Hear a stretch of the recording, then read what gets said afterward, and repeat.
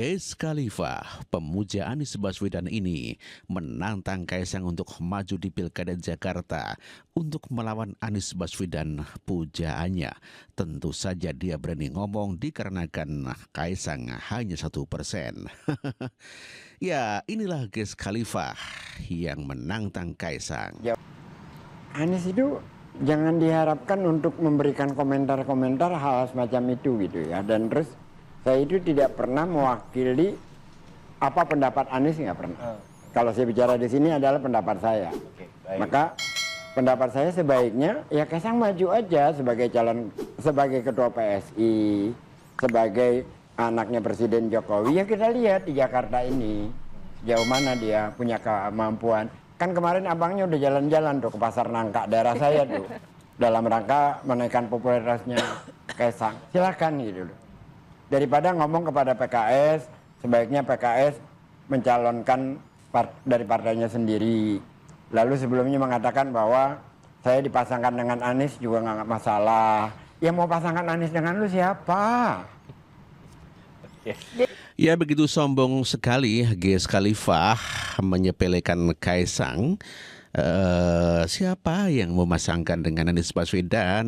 Ya, ini seperti kesombongan Ganjar Pranowo yang mengatakan PSI ke sopo. Jadi kesombongan Wiz Khalifa ini tentu saja akan ya berpengaruh kepada Anies Baswedan dikarenakan Anies Baswedan adalah merupakan pujaannya yang dikatakan akan memenangkan Pilkada Jakarta nantinya. Namun demikian kalau terlalu sombong ya kita tidak tahu seperti apa nantinya. Namun demikian sepertinya ada kata-kata asal bukan Anies dari kubu Prabowo Subianto. PDIP mendapatkan rekomendasi dukungan dari Prabowo Subianto dengan gitu Partai ya. Gerindranya untuk mengusung Ahok di Pilgub DKI Jakarta. Iya. Kenapa? Takut tenggelam ya. Takut tenggelam ya. Aduh, ada yang ketakutan nih. Aduh, ya.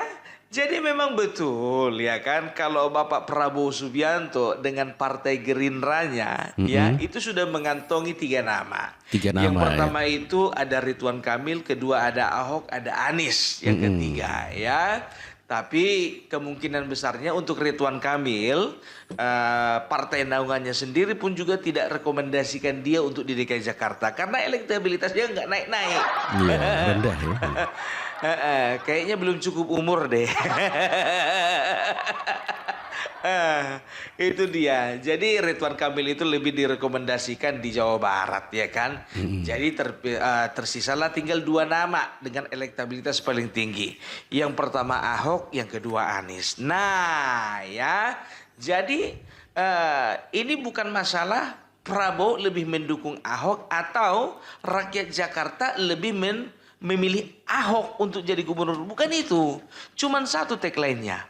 Yang penting bukan Anies. Yang penting bukan Anies. Ya, Opung Parbelak memberikan semacam kisi-kisi di mana Prabowo Subianto telah memberikan semacam ya sinyal dukungan kepada Ahok. Bukan karena masyarakat dukung Partai Gerindra secara masyarakat mendukung Ahok, namun demikian adalah karena pernyataan atau tagline-nya asal bukan Anies. Ya ditertawakan dong sama Opung Parbelak Anies ini. Lawang pilihannya 3 loro. Jadi rakyat Jakarta itu ya itu adalah bisa dikatakan pemilih dengan logika paling cerdas yang ada di Indonesia ini. Tidak terlalu memakai perasaan tapi pakai otak. Ya, karena apa? Ya mereka sudah trauma dengan yang namanya Anies. Apa sih yang bisa dibikin Anies? Ya kan? Inilah resiko kalau punya gubernur memiliki jiwa seni yang terlalu tinggi. Trotoar dicat warna-warni. Mendirikan monumen bambu yang nggak tahu fungsinya untuk apa. Sumur resapan di mana-mana. Ya, Anies ditertawakan oleh Opung Parbelak atas kekuasaan dia selama 5 tahun di Pilkada Jakarta dan menang menjadi gubernur. Dia hanya memasang tugu-tugu, ada tugu sepeda, tugu mayat, ya, tugu jenazah ya pas COVID. Kemudian ada bambu getah-getih dan mengecat trotoar. Tidak ada fungsi apa-apa. Dulu janjinya apa? Inilah yang viral beredar di masyarakat saat diwawancari wartawan. Anies lupa janjinya karena banyak yang dikibul alias janji ngibul. Untuk rumah DP 0 rupiah sendiri itu kan sempat ini Pak mendapatkan kritik karena menurut masyarakat itu biayanya tidak sesuai dengan apa yang dijanjikan Bapak ketika kampanye. Itu gimana Pak? Dulu janjinya apa ya? Untuk gaji yang sekitar 4-7 juta kan Pak, itu menurut mereka terlalu mahal untuk dengan biaya segitu di rumah. Itu gimana Pak? Janji kami 0 rupiah, itu janji kita DP-nya. Dan ketika di bawah UMP, memang tidak bisa pakai bank. Kenapa? Ya karena uangnya tidak cukup untuk nabung, untuk kredit. Kalau kredit rumah itu ada batasannya yang dimana orang bisa kredit. Kalau sampai penghasilan di bawah 3,6 juta dan kredit nggak bisa hidup bulan itu. Karena itu memang di atas 3,6 sampai 7 juta. Tapi yang di atas 7 juta nggak bisa dapat. Dan di Jakarta, orang yang penghasilannya di atas 3,6 sampai juta, ya rata-rata kalau memulai, apalagi kalau mulainya sarjana pasti di atas UMP. Nah, itulah kebohongan Anies Baswedan tentang DP 0 rupiah 0% ya, atau 0 rupiah. Pada kenyataannya tidak bisa, dan dia mengatakan bahwa itu tergantung gaji. Betul apa yang disampaikan Ahok, bank tidak bisa mengucurkan itu. Jejak digital, inilah Ahok yang mengatakan uang dari mana kalau mau subsidi semuanya. Ingin lempar ke Pak Basuki. Tadi kan bilang ada jutaan anak milenial yang butuh rumah. Terus banyak rakyat mau jual rumah. Saya anggap orang mau jual rumah nih, Bapak Ibu mau jual rumah 3 juta. Ini ada 1 juta anak muda butuh rumah nih. Terus saya pemerintah pengen nolong dia supaya dia nggak usah DP, nggak usah bunga, cicil sama pemerintah. Kalau 350 juta kali 1 juta rumah, 350 triliun. Itu uang dari mana? Itu yang saya maksud gitu loh. Baik. Jadi ngomong gampang, banyak yang mau jual rumah, nggak ada duit beli. Pak Anies singkat 30 detik dan nanti 30 detik untuk Anda. Pilihannya sederhana, gubernur yang putus asa melihat kenyataan itu atau gubernur yang mau mencari solusi melihat kenyataan itu. Baik. Itu aja. Baik, Jadi, kita dengarkan. Pak Ahok. Saya jelasin dikit nih. Artinya bisa diselesaikan karena itu ada perbankan, karena itu ada mekanisme keuangan modern. Baik. Jadi jangan terlalu khawatir lah kalau soal begitu. Pak Ahok 30 detik. Bank tidak akan pernah izinkan tanpa DP, tanpa bunga. Karena bank masih untung, ada prinsip perbankan. Itulah benar apa yang disampaikan Ahok. Pada kenyataannya Anies juga tadi mengatakan juga pada saat diwawancara wartawan, mengatakan bahwa gaji yang di bawah 7 juta tidak bisa. Ya, seperti itulah kebohongan-kebohongan Anies Baswedan. Proyek Anies di samping DP 0 rupiah yang tidak ada manfaatnya alias tidak bisa dilakukan. Demikian juga dengan deretan program-program Anies yang buang-buang anggaran.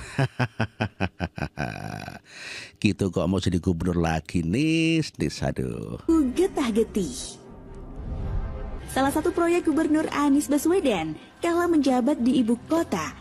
Instalasinya berada tepat di Bundaran HI dan menjadi daya tarik pengunjung terutama ketika Car Free Day. Namun meski demikian, karya seni yang merogoh anggaran sebesar 550 juta ini justru berakhir menyedihkan karena berujung pembongkaran.